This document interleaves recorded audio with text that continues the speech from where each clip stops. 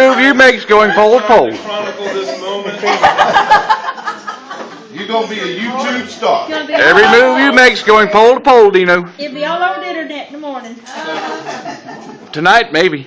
It might be tonight. I've watched it at 1 So or 2 the in the great morning. question this evening, what happens when you have a failure to communicate? That was on just last night. Well, we just have a nice group for prayer meeting, and that you can never go wrong when we get together, no matter if this is spur of the moment, to have a time of prayer. Well, it's interesting because my devotion was fixing to talk about this effort to, I guess, to come up with a super brain. So this might be a good time to go over this. Scientists try to duplicate the wonder of the human brain. So anyway, so we'll continue on with this thought here. But there is a group of scientists who are trying to come up with a brain.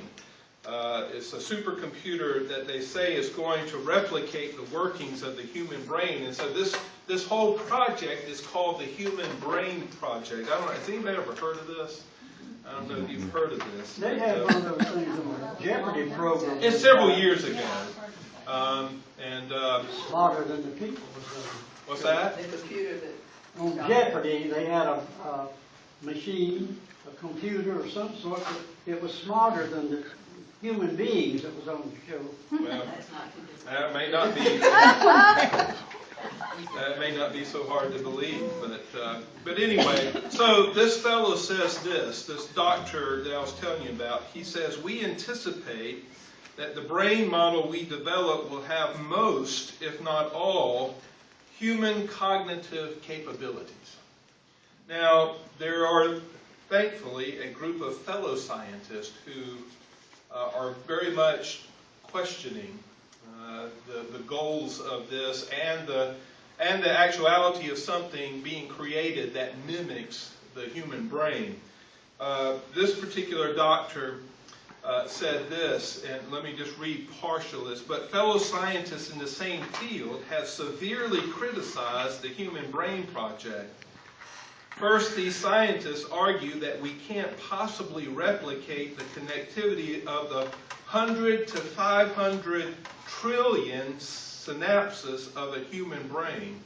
Second, they note that the human brain is just a static, it isn't just a static body part.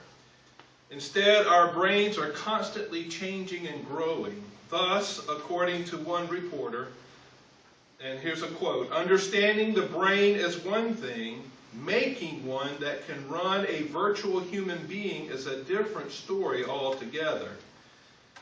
And finally, this doctor who is leading this effort to try to do this, to replicate this brain, says this. He says he concedes that the human brain is, quote, millions of times more powerful than the most powerful supercomputer that exists today.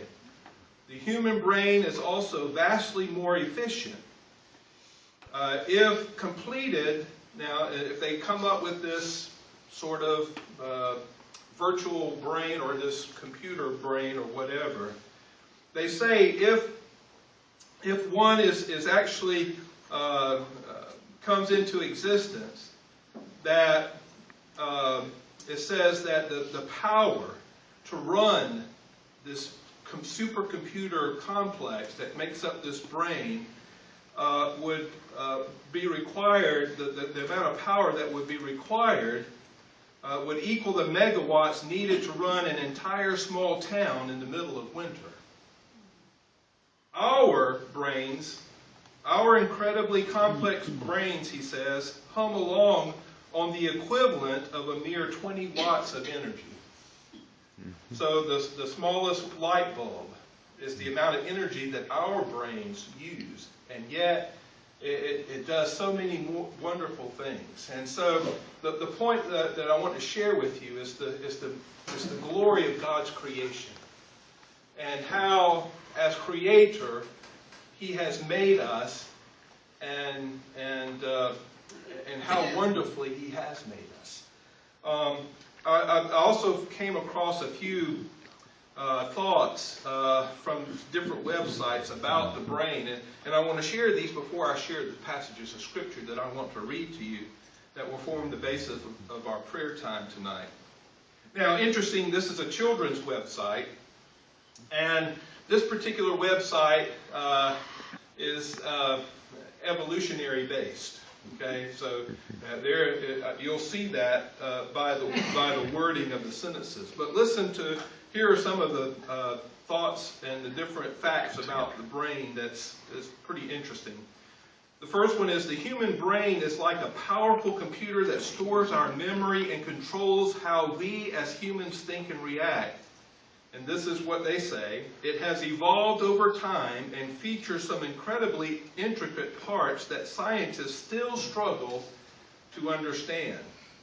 The brain is the center of the human nervous system, controlling our thoughts, our movements, memories, and decisions. And then note what they say here. With evolution, the human brain has become more and more complicated. Many of its interesting properties are still not well understood by scientists. So I find it kind of interesting that here you have this brain project trying to recreate a brain that they still don't have a full understanding of how the brain works to begin with. The brain contains billions of nerve cells that send and receive information around the body. The human brain is over 3 times as big as the brain of other mammals that are a similar body size. Each side of the brain interacts largely with just 1/2 of the body, but for reasons that are not yet fully understood, the interaction is with opposite sides. You know that. If you have, for instance, those who have had a stroke, or you know if they have it on one side of the brain, what generally the opposite side is the one that's impacted. True. And so forth. Several other interesting thoughts about the brain is that the weight of a human brain is about 3 pounds. The cerebrum is the largest part of the brain and makes up 85% of the brain's weight. Your skin weighs twice as much as your brain. Interesting kind of thought about that. Your brain's made up of gray matter and white matter. The brain's gray matter is made up of neurons which gather and transmit signals. The white matter is made up of dendrites and axons which create the network by which neurons send their signals. Your brain is 60% white matter and 40% gray matter. Just interesting. The brain is made up of about 75% water. Interesting thought. Your brain consists of about 100 billion neurons. There are anywhere from 1,000 to 10,000 synapses for each neuron. Okay? There are no pain receptors in the brain, so the brain can feel no pain. Blood vessels. Now here's an interesting thought. There are 100,000 miles of blood vessels in the brain. 100,000 miles of blood vessels in the brain. Let's see, a couple more here. Let's see, neurons develop at a rate of 250,000 neurons per minute during early pregnancy. At size at birth. At birth, your brain was almost the same size as an adult brain and contained most of the brain cells for your whole life. Several others, and then I'll come to the scriptures. Your brain uses 20% of the total oxygen in your body. As with oxygen, your brain uses 20% of the blood circulating in your body. Let's see, what other? While awake, and I think I've already mentioned this, your brain generates between 10 and 23 watts of power, or enough power to power a light bulb. Let's see. 10%. Have you ever heard the old adage that humans only use 10% of their brain? Well, that's not true. Every part of the brain has a known function. Let's see. Several others. You can't tickle yourself. Have you ever tried? I don't know if you ever tried this. You can't tickle yourself. That's been proven. been Because proven. your brain distinguishes between unexpected external touch and your own touch. Mm-hmm. Interesting. Imaginary playmates. There was a study from Australia showed that children with imaginary playmates between the ages of 3 and 9 tended to be firstborn children. I don't know. That's kind of interesting. Kind of interesting thought there. Reading faces.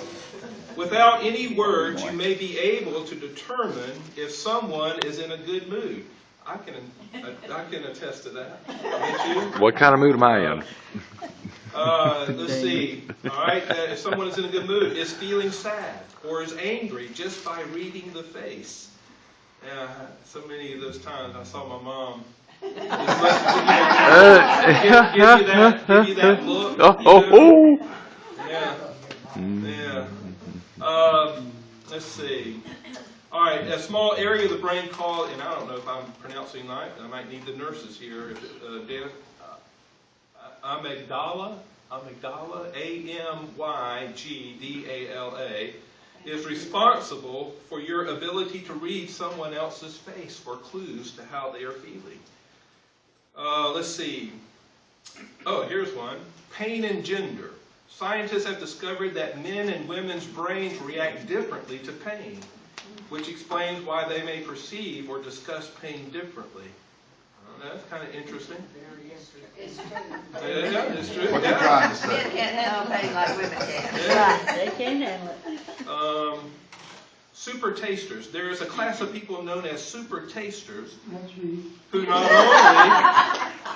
not only have more taste buds on the tongue, but whose brain is more sensitive to the taste of foods and drinks. In fact, they can detect some flavors that others cannot. Some people are more sensitive to cold and actually feel pain associated with cold. Research has shown that the reason is due to certain channels that send cold information to the brain. I guess that's why we're in South Georgia, right? On some of that. All right, here's something. Decision making. Women tend to take longer to make a decision, but are more likely to stick with the decision compared to men, who are more likely to change their mind after they make a decision.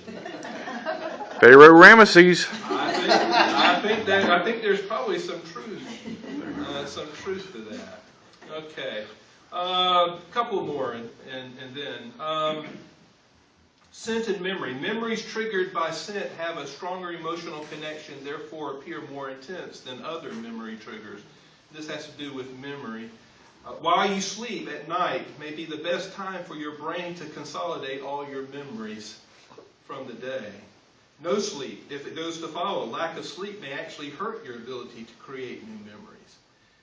On and on, these different things. The point in speaking about and saying these things about the brain is to draw our attention to a wonderful God who knew what he was doing when he created the brain, man, and when he created man.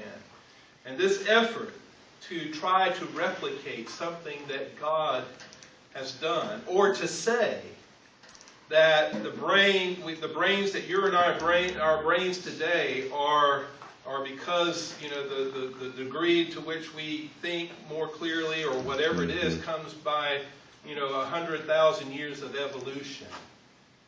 Just denigrates the whole idea and takes away from the whole idea of a wonderful God. Now, I want to share with you several passages here. And Psalm 8